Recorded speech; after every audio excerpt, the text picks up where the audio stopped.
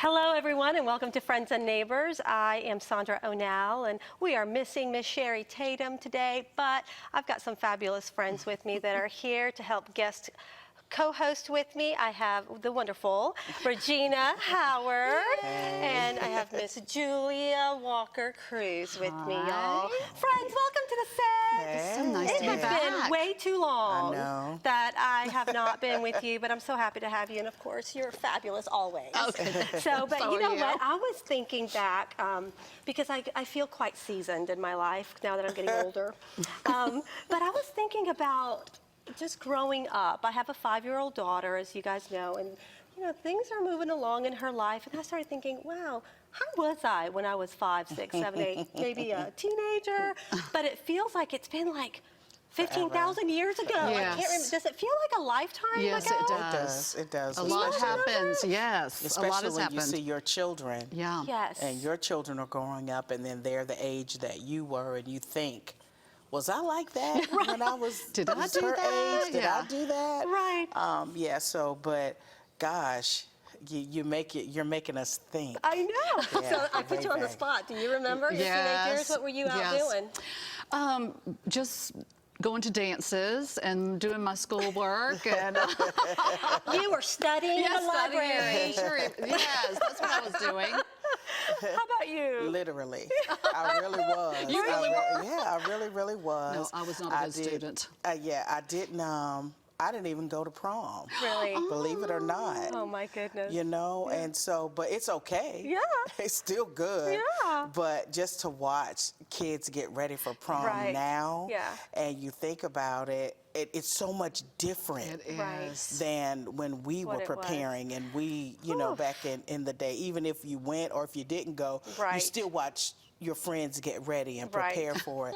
And times are just so Well, different. we So will be different. coming back with a guest who's going to talk to us about his teenage years and how God has shaped his life. So come back after this break.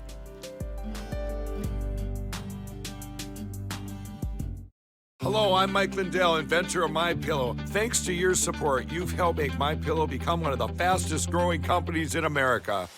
Over the last 12 years, you've helped MyPillow create thousands of jobs right here in the USA. When I got my pillow, I'm asleep almost immediately. I stay asleep at night and I wake up more well-rested in the morning. That's why I invented MyPillow. My patented fill adjusts to your exact individual needs and helps keep your neck supported and aligned.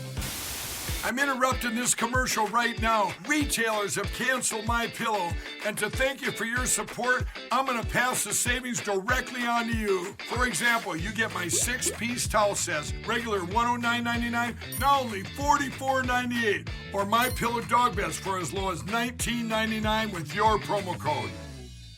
For the best night's sleep in the whole wide world, visit mypillow.com. Hi, welcome back to Friends and Neighbors. I'm Julia Walker-Cruz, and we have an exciting guest. I had the honor of meeting this young man a couple of years ago when I was in line at Fulton County Courthouse to pay a ticket. Let's just say he rescued me. That's wonderful. Yeah, and so as a result, What were you doing? I'm not going to say. No, I'm just kidding. I got a traffic ticket, but let's just say that it was not my fault. Of course. So anyway, so in meeting him, he shared a little bit about his story with me, and at this time he was writing the book. And it was about to go into publication. Yeah. Now he's written it, and there's a lot of exciting things happening, and his name is David Windecher. He's from Miami, and he's written the book called The American Dream, His Story in the Making. So welcome, David, Welcome, to David. Friends and Neighbors. Thank you, Julia. Thank you, Sandra. Thank you, Regina. It's nice to be God here. has a way of orchestrating divine appointments, Yes. and it seems like that was Truly. a divine appointment. Oh my God. It was, and I didn't know if we were going to get into that, but Yeah, I thought she wanted to break the attorney-client privilege. Yes, he's my chit-chat attorney, a so little no, bit. we're not going to. We're not going to go into that, but It's tell the us your GPS's story. I fault. would love to hear about what brought you to being an attorney. Sure. So back in 2015, when I met Julia, I was in the process of publishing the book, and the nutshell version of it is that we moved from Buenos Aires, Argentina, to Miami, Florida. My parents migrated there to try to pursue the American dream. we were impoverished. We live in Miami-Dade County. And, you know, there wasn't much to go around, but we understood we had a good home. My parents gave us good guiding principles. They understood that teaching us to be God-fearing individuals and loving individuals and compassionate individuals was important. We just didn't have much. Fridays would come along and the fridge would be empty. It was difficult. So around the age of 11, I wanted to buy a set of pegs, but I couldn't ask my parents for money because the bicycle that my parents gave us was a used bicycle that had a stripped gooseneck, so the handlebars would pivot. Couldn't tow my brother, and so I made a mistake. As an 11-year-old, I couldn't understand how to cope with poverty. I went to the nearest bicycle store and I stole a set of pegs. And of course, when I'm trying to flee, unbeknownst to me, the owner of the store, who was a triathlete, was in hot pursuit. And, you know, I stumbled. Oh, yeah, he was a machine. And he caught me, no problem. He said, listen, you're going to go to jail. You're a little crook. I started crying. I said, please don't call my parents. And he did. He called the cops. And this is 1990. So we're at the height of the Get Tough on Crime movement, where it's basically just prosecute and lock everybody up. So by the time I went in front of the judge adjudicated me delinquent. They put me on probation as an 11-year-old. They asked me to do theft deterrent programs, and I had to do a bunch of community service hours. So it had an effect on me. There was no healthy, constructive way to kind of adapt to my new situation. It actually made me resist my situation more. Oh, no. I became introverted. The friends I was able to keep, I would never see because I spent my weekends doing community service, and really no parent wanted their kids hanging out with me because I'm the 11-year-old on probation, and I get it. So fast forward a couple of years, I'm 13 years old. I go to middle school. The first Friday of middle school, I'm walking home, and two kids come up to me and they say, hey, which way are you going home? I said, I'm going towards Grand Oaks Park. So they said, oh, well, we'll walk with you since we're going in that same direction. And I remember we had to walk across the neighborhood, and then there was a canal that had a bridge that we would get to the neighborhood we lived in. When we approached the bridge, I don't remember anything else. The next thing I remember was waking up face down. When I stand up, I'm bloodied, I'm concussed, and I notice my shoes are missing. And so I see my shoes are missing. I'm thinking, did I get hit by a car? And then I notice my shirt's missing, and I also notice my shorts are missing. So my book bag is gone. These kids jumped me and left me for dead. And they basically just kind of took all my stuff and made me feel as if they were my friends. So what they didn't know about me is my dad was a boxer. And so I kind of knew how to use my hands a little bit. Fast forward the next Friday, I'm walking the same path. Guess who's there? The same two kids. Now, I pounded them into the concrete, and I told them, look, I'm not the guy. You shouldn't ever do this again. I didn't take any of their belongings. Like I said, I wasn't raised wrong. I was raised in the wrong place. You know? And so... That's a good point. No. Yeah, I didn't need to steal. I just wanted to make a point. Yeah. Right. And you don't have to bully me because it's not going to work. Right. And so I'm thinking, you know, I'm Mr. Tough Guy on campus. Come the next week, you know, the girls are giving me the twinkly eyes. There's a rumor about what I did. And then, so I'm with my chest out all week. But come Friday, I'm walking home. And guess who's at that bridge? The two kids with 15, 20 of their friends. How many more kids? Wow. Yeah. Right. It was tough. I mean, they bloodied me up. Swollen lip, shut eye, cracked ribs. I was mangled so badly I couldn't go to school for a week. And during that week, I witnessed my first murder. My mom said, hey, you're getting better. You can go to the movie theaters with your brother. And while we're watching the previews for Honey, I Shrunk the Kids, it's a while ago, it's showing my age now. Right. But so we, it was sad because we hear this noise and this pots and pans banging noise. We go outside and we see four kids jumping on one kid. And the one kid that's getting jumped, he's saying something and he's stacking signs. Stacking signs is when you show your gang sign. And one of his attackers picks him up, brings him close to him, and the kid spits on his face. So the attacker drops him down to the ground, pulls out a gun, and boom, shoots him. And now I'm about 10 yards away from this, so I could smell popcorn, gunpowder, and blood in the air. And how old are you again? 13. 13. It freaked me out. You know, we had to hop over a dead body to get outside. My brother and I run home, and we're just, you know, crying. You don't see something that's traumatizing. Right. And when I get home that night, I relived that moment. Yeah. But instead of me watching it, I was the kid who got shot. And so that's what led me to gang life, because I knew that I needed to survive my neighborhood. It's like survival of the fittest, right? You're kind of here, and your mom and dad, were they, I know you were saying they were God-fearing and Yes. they taught you how to, were you able to share with them? Were you able to, They- I know you said you were you became very introverted. Right. So. It was hard for them because they didn't understand the environment. You know, we came from Argentina. Yes, This the is all foreign to cultural- us, right? Right. I totally yeah, understand you that do. because we came here as well and we had that cultural Right. shock. And so my parents, you know, they call the school and the school Trying to can't fit do in. anything for you. Then they call the police and the police come out and they say, sorry, we can't do anything for you. So what do you do? And the only way I was going to protect myself from getting jumped over and over again by those kids is if I had some protection. Yeah. So I'm Hispanic. I talked to some Hispanic kids about getting into one of their gangs. And I did. I got jumped into the gang at 13. And, you know, I just kind of got consumed by the gang life. There was something about how these guys were so compassionate and they took care of one another. They took care of their own. Oh, absolutely. They would give Got their your shirt off back. their back. Yeah. And they were super kind to each other. You know, of course, if there's issues and, you know, they become a little Yeah. bit not so kind. But so, and I was became intrigued. family. They became my family. Yeah. That was my family. I started spending so much time with them that I was kind of curious as to how do they get new clothes all the time? Yeah. Why do they always have money to buy food?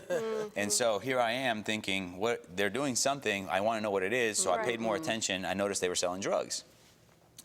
Come the age of 16, when I can drop out from school without any consequences to my parents, and education is the cornerstone of growth. I love learning. But I was in 9th grade, and I remember doing the same math in 9th grade in America that I had already done in Argentina in the 5th grade. So you can't stimulate me. Right. You can't keep my attention. And I want to overcome poverty. So Right. school's not doing anything for me. I'm going to go get into the dope game. And that's what I did. I started selling drugs. And I got addicted. Not to the drugs. I don't do drugs, and drugs are not my thing, but I enjoy money. I like knowing where my next meal is coming from. So, Addicted to that life. oh yeah, the fast money.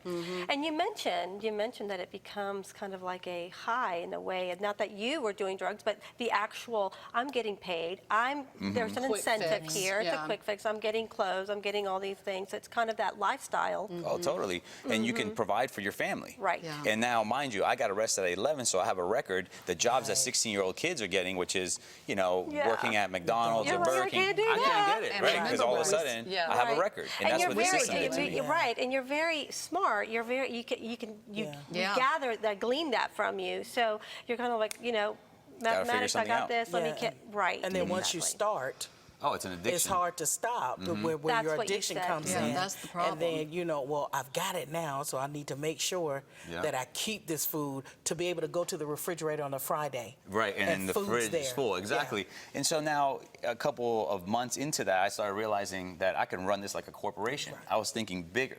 And so I wanted to do from quarter pounds to pounds, from opening up drive-through marijuana places to trafficking it across state lines. I really got into it. I wanted to run it like a business. But, you know, when you're making money that way, there's going to be consequences. Yes, sir. And there's going to be a lot of enemies. And So, what was one of those consequences? well, one of those consequences was I didn't know where to put my money, and so I would buy a bunch of cars. And I remember where we had our drive-through marijuana sale location, I had all my cars parked there. Wow. And I took one of my cars one day and went to the gas station, and I wanted to be super thug, so I got my music blasting because I wanted everybody to pay attention to me. And I leave my music on, I go inside to pay for my gas, and all of a sudden, the music cuts off. But I'm thinking something's wrong because that song I just put on is about 6 minutes long, and 30 Lord. seconds in, Yeah. it's shut off. I look back, and some kid's butt sticking out of my car, and the door's flung open. So I go back out, I start going towards the car, and I hear a loud whistle, and the kid gets out of the car and runs towards another car. So of course I'm not going to approach the car, that's how you get shot. So I went to my car, and my detachable face was missing, and my cell phone was missing. Wow. We have this culture in the hood that if you don't administer some kind of retribution, you're soft. And so it'll keep happening over and over again. I go to this kid's house, I see him out front, he comes out, he's wielding a gun, and I said, look, I just want my stuff back. I need my stuff back. And he says, you coming over here to my mama's house? And I said, I'm sorry, but you gave me a reason to. You know, I want my stuff back. And so his sister persuades him to put the gun down. He puts the gun down, of course. I attack him, and I start beating him up. And as I'm beating him up, I hear, freeze. and that's code word for run as fast as you can. So I started bolting, looking back, and I go into this park. I climb up the highest oak tree in the park, and I'm hiding in there until I hear a barking. And I'm thinking somebody left their dog in the park, but those are the hounds coming after me. Right. So here comes the hounds, and I'm thinking I need to get down from this tree. They're going to find me. As soon as I hit the floor, I hear a loud clunking sound, like as if you overloaded your washing machine. And so I hear clunk, clunk, clunk, clunk, and then a loud, like a big light and a huge wind. And I look up, and there's the ghetto bird. That's what we used to call the chopper, the ghetto bird. So the ghetto bird's up there. We are learning a lot of I know. Well, we were in the library, apparently, when we were teenagers. We were getting ready for the prom. I like the library in law school. I never got asked to the prom, but that's a different. I did go to the prom, Go yes. ahead. Yeah, so here I am. I'm getting chased by a helicopter.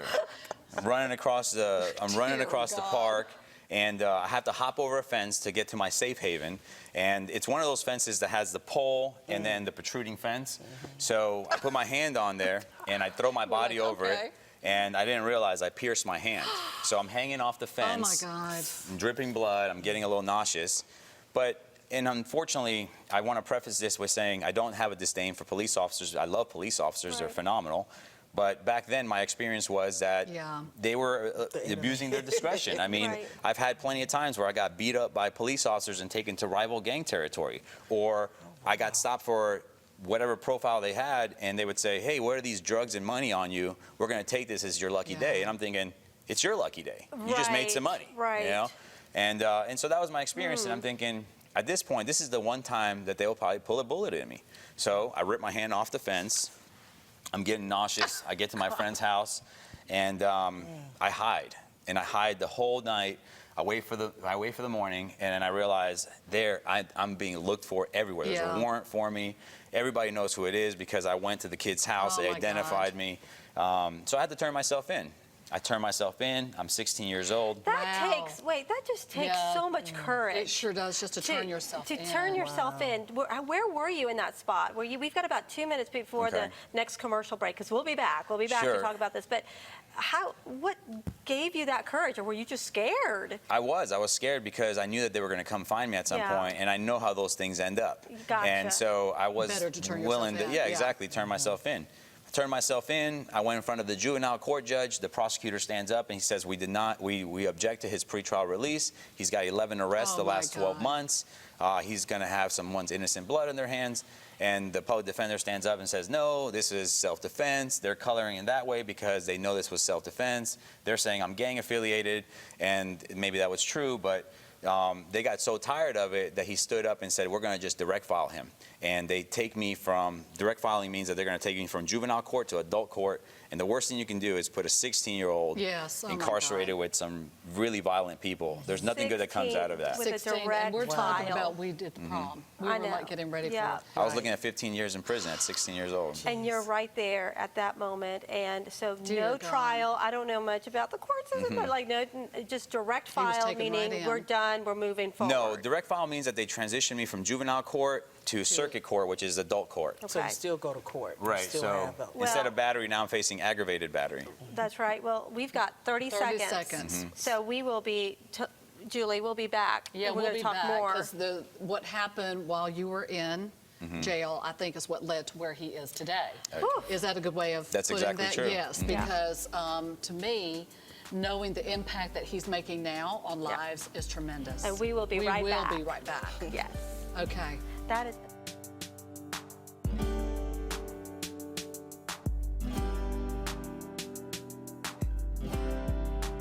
I'm Mike Lindell, inventor of MyPillow. Thanks to your support, you've helped make MyPillow become one of the fastest growing companies in America. Over the last 12 years, you've helped MyPillow create thousands of jobs right here in the USA. When I got my pillow, I'm asleep almost immediately. I stay asleep at night and I wake up more well-rested in the morning. That's why I invented MyPillow. My patented fill adjusts to your exact individual needs and helps keep your neck supported and aligned. I'm interrupting this commercial right now. Retailers have canceled My Pillow, and to thank you for your support, I'm going to pass the savings directly on to you. For example, you get my 6-piece towel sets, regular $109.99, now only $44.98, or My Pillow dog beds for as low as $19.99 with your promo code. For the best night's sleep in the whole wide world, visit mypillow.com. Welcome back. What a riveting story. David, we have just a few more minutes left of this segment. And get us caught up. Like, how many times did you go to jail? So the last time I walked out of jail was when I was 19. It was April 1997, and I had been arrested 13 times at that point. I spent over 8 months incarcerated, and those 13 experiences is what led me to want to become an attorney, because I was starting to realize that the criminal justice system, it really adversely affected people who were status offenders, people coming from poverty, people with mental health disorders, substance abuse issues, academic deficiencies, folks that couldn't help their circumstances, the system would destroy. And so it motivated me to become an attorney so I can come back and change it. I knew that there was something I can do based on what I was seeing. And so it took a very long time to get into law school because of my arrest record. I applied to 50 law schools, and 48 of them turned me down. That? Wow, and this was at 19, 20, 21? No, it took another 8 years later. years. I went to So- school. It 'Cause he took went to 6.5 school, years. And then I was about 31 years old when I finally got to law school. And it was John Marshall here in Atlanta that gave me a shot. Congratulations. Yes. Oh, I love John Marshall. They really helped me out. It was I a bet blessing. they're glad now. Oh, I love it because a lot of folks are like, oh, John Marshall's not a great school. Well, you know Well. what? The Constitution that they use at John Marshall is the same Constitution that they use at Harvard. That's So exactly you're right. learning the same law. It's Yeah. up to you what you want to do with it. So at that point, I started realizing that I needed to share my story because I was starting to understand that this was not a conventional path I was on. Right. And so I memorialized it in an autobiography. Yep, I here we published go. it in May of 2015. You want to show that to the camera so that, Yeah, they'll- this was published in May of 2015. And it just tells my 13 arrests, what it took to rehabilitate and then the climb to the American dream as an impoverished minority. And here we're also joined with a special guest, one of your Yes. friends.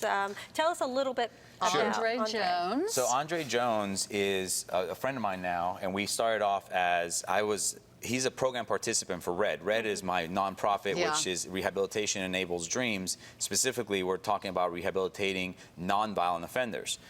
Andre came into our program in January of 2017. He and I hit it off because we had a lot of similarities in our backgrounds. And what we're trying to do with our program is to show that evidence-based programs that provide a curriculum that help people develop into the best version of themselves are far more effective for our community than probation, because So probation is true. punitive. Right. So Andre's story is interesting because when you're on probation, one of the requirements is to be employed. So because of the charge, it was hard for him to get a job. Our program is 12 months long. It runs from January to December. Isn't that right? Yeah. Right, and so in May, he finally gets a job, and he's working May, June, July, and August. Everything's great. He has to check in with his probation officer every single week, and he's checking in. He gives her the schedule. The schedule is he's off on Tuesdays, but she keeps putting him on Monday. He's got to go to work. He's using public transportation. It makes it really difficult. He gets, but he succeeded in doing that for a few months until, unfortunately, in August, one of your relatives passed away, right? Yeah, my aunt. Your Aunt aunt passed away. And so the funeral was scheduled on Monday at 8 a.m. And Monday at 8 a.m. is when he has to check in with his probation officer. So he calls the probation officer, and what does she say? She pretty much just had like no regard for like my loss or anything. She just was like, oh, I'm not planning around you. I told you to be here at 8, that's that. If not, well, you got a warrant out for your arrest. Oh my That's shocking. This is Andre. inhumane, Yeah. borderline inhumane. And so I say, Andre, let me give her a call. I call her up and I say, hey, this is David Windecher. I represent Andre, and he's Oh in my our God. program. I said, he did have someone pass away, unfortunately. He does need to be at the funeral. Defending him. Right, Yeah, trying to yeah. say, like, this is not him lying about Yeah. something. He's just, he's having a moment that he needs to be somewhere else besides where you want him. And so she calls him back and says, don't ever, expletive, have your attorney call me. And he says, okay. And he calls me back and says, what do I do? And I said, you have to go pay your respects. You have to go to the funeral. Just go immediately after. I leave her another voicemail saying, hey, he'll be there immediately after the funeral. So on the day of the funeral, he goes to the funeral. He gets to the probation officer's office at 1 p.m. She keeps him there from 1 p.m. till 4:35. Yeah, like she didn't see me till 4, but they close at 4:30. Oh, so yeah. me seeing her, I stayed talking to her from 4 to for like 30 minutes. Till. And what was the problem? That you had to be at work at 3. Yeah. And she Which knows this. means you. And plus, I'm on public transportation, so it took me like another 2 hours just Oh, to my get God. back. Andre. to But that just side. not helpful at all to Not the helpful. entire situation of, it's a family situation. Right. Right. And this led to what? Well, he ends up getting fired when he gets there around 6 or 7. Which under probation, you got to keep a job. Right. Yeah. So And it's this horrible roller cycle. Yeah, it, Right. it doesn't really end with them. They say they're here to help, but most of the time they don't really care. And so his program, RED, is what's going to support the recidivism rate lowering. Exactly. So our goal is to reduce recidivism, which is recidivism is one's propensity to relapse into criminal behavior. Okay, please say that one more time because I am so layman and I don't even, that's got like 15,000 Nikita's over there trying to say So- that. We have an audience, by the way. Recidivism is one's propensity to relapse into criminal behavior. Okay. He doesn't have the propensity to relapse into criminal behavior. He just has certain circumstances that make it very difficult to manage an everyday life. He has to do public transportation. He's on probation. He's got to check in. He's going to his job. And he's got kids that he takes care of. This job was feeding his family. Wow. My babies. And so to tell you what happened, so she calls, I call her up and I said, listen, you do realize that you're a probation officer. One of the requirements of being on probation is that they keep employment, and you are now the cause of him being terminated. And she says, well, he needed to be here at 8 in the morning. I said, he had to be at a funeral. How can you not understand that? Well, I am so thankful. We have just 2 more minutes yeah. before we close, but I am so thankful, and I have to say this because the fingerprint of God from the beginning, Oh, He yes. loves every single individual. And the way that He has worked in your life, even with the choices that you made, but how He got you through that, and Met then with him in also jail. brought you Yeah. out of jail and fostered that feeling that I need to be this advocate and this defense, because now you're a criminal defense attorney Right. and you know the inside and the outside to be able to help someone legally and not go through loopholes, but to actually give them the Give them chance life. that they need, Yeah. right? Yeah, a network of opportunities A network to of become, to opportunities. self-actualize and become Right. the best version of themselves. We want him to be a taxpayer. Right. That's Why? Because right. it And stimulates the our court economy. system is not there, and the jail system is not there to foster that. We as a community, and this is why we have these programs, we have 1 minute to close, but we've got these programs because we want to uplift, encourage, edify the viewers and the community. And we have leaders with your testimony And let like me add you, this about too. David. He said to me one time, he said, I created RED so that I can reach out to other Davids. That's awesome. And so that to me And let's is not what we should be let's not doing. forget that at the cross, Jesus was Oh, flanked yeah. by 2 criminals, and they are in heaven right now because they believe in Jesus Christ. Y'all, we have 30 seconds Yes, left, here's and I the just want to book. wrap this up. But thank you for being here with us. Y'all, go We need to out have him and back. get this book. You will be encouraged, and remember, Jesus loves you. We are here to be the light of the world, and I'm so thankful to meet you. Thank you for being And here. Andre. And Andre. Thank you, Andre. Thank you for sharing your story. No problem. Thank you so much. And friends, we will see you next time on Friends and Neighbors. Thank you for joining us today. And thanks, Julie, for being here. See y'all later.